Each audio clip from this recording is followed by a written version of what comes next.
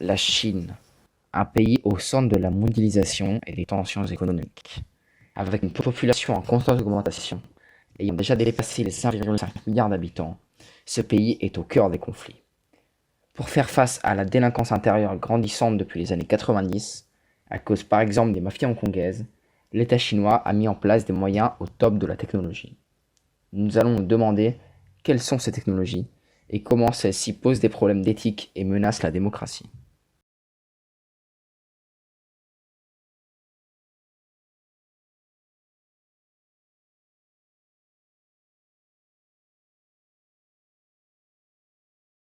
Grâce à des caméras haute qualité et la puissance de l'intelligence artificielle, l'État chinois répertorie et surveille sa population dans leur vie de tous les jours.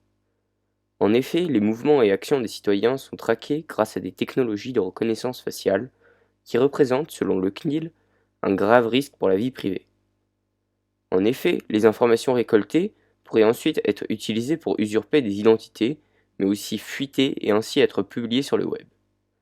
De plus, cette récolte massive de données sur la population fait polémique, car elle a servi à mettre en place des mesures questionnables sur le plan éthique. Effectivement, chaque Chinois est associé à une note entre 0 et 950 grâce aux informations récoltées par les milliers de caméras.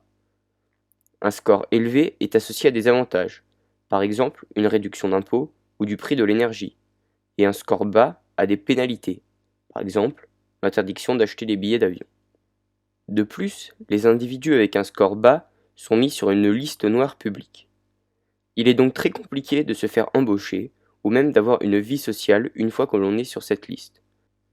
Selon le gouvernement, ce système servirait à augmenter la confiance globale des Chinois entre eux, mais en réalité, il est plutôt employé pour émarger et contrôler les opposants politiques. Ce régime vous semble-t-il orwellien? On peut penser que ce n'est pas quelque chose qui pourrait exister en France, le pays des droits de l'homme.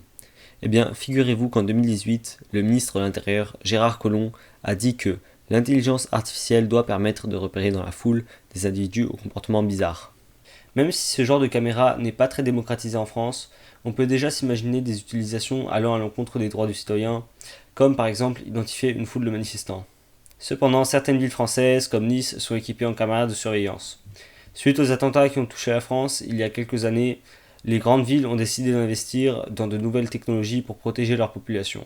Pour l'instant, tous les projets à base de reconnaissance faciale sont soumis à un contrôle attentif de la CNIL et requièrent une enquête préalable pour vérifier la légitimité du besoin et assurer la bonne utilisation des données. Les caméras de surveillance dites augmentées sont donc un instrument de plus en plus employé pour maintenir la sécurité sur la voie publique, mais qui reste cependant assez controversé puisqu'il peut atteindre aux libertés fondamentales des citoyens.